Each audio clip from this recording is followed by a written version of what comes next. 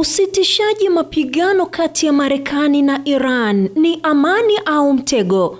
Mtazamaji na mfuatiliaji wa chaneli hii ya Zaki Digital, ni kusihi tu kuendelea kusubscribe, kulike na kushare kila aina ya tukio la kimataifa. Iran na Marekani zimekubaliana kusitisha mapigano kwa wiki mbili, ambapo usafiri wa meli umesharuhusiwa kupita katika mlango bahari wa Hormuz. Hii inakuja zaidi ya mwezi mmoja baada ya Marekani na Israeli kuanzisha mashambulizi dhidi ya Iran, na saa chache baada ya Rais wa Marekani Donald Trump kutishia kuiharibu Iran yote ikiwa Iran haitafungua mlango bahari wa Hormuz. Waziri Mkuu wa Pakistan ndiye mpatanishi, amebainisha mapema Jumatano usitishwaji mapigano umeanza mara moja. Trump amesema amekubali kusimamisha mashambulizi na Iran kwa muda wa wiki mbili. Kwa Teherani, makubaliano ya kufungua mlango bahari wa Hormuz, njia muhimu ya usafirishaji wa mafuta na mauzo mengine ya nje kutoka Guba. Katika chapisho kupitia Truth Social, Trump amesema alikubali kusitisha mapigano kwa muda kwa sababu tayari wametimiza na hata kuzidi malengo yote ya kijeshi. Hii inakuja baada ya kuonya hapo awali kwamba Marekani inaweza kuiharibu Iran kwa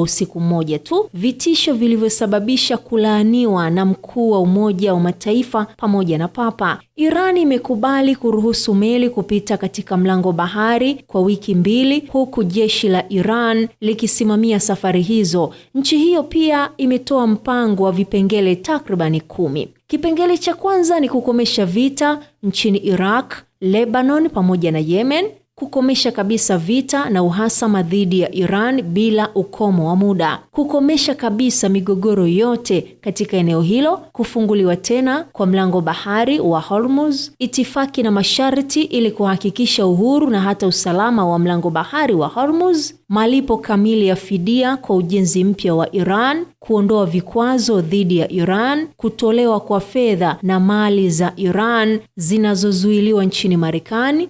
Iran imejitolea kikamilifu kutounda silaha zozote za nyuklia. Kulingana na Sharifu, usitishaji mapigano huo pia utaanza kutekelezwa nchini Lebanon, ambapo Israel inasema imekuwa ikipambana na kundi la wanamgambo wa Hezbollah linaloungwa mkono na Iran. Israel imekuwa ikisema kwamba haitaondoka Lebanon hadi tishio kutoka Hezbollah litakapomalizika. Hakuna dalili yoyote kutoka kwa Israel kwamba imekubali kusimamisha shughuli zake zote Lebanon au kwingineko mbali na Iran. Usiku wa kuamkia hii leo kumeripotiwa mapigano kati ya Israel na Hezbollah nchini Lebanon na kuua mamia. Kwenye hili, kupitia naibu waziri wa mambo ya nje wa Iran, amewaambia waandishi wa habari katika mahojiano maalum kwamba mashambulizi ya Israel dhidi ya Lebanon siku ya Jumatano yalikuwa ukiukwaji mkubwa wa makubaliano ya kusitisha mapigano kati ya Marekani na Iran.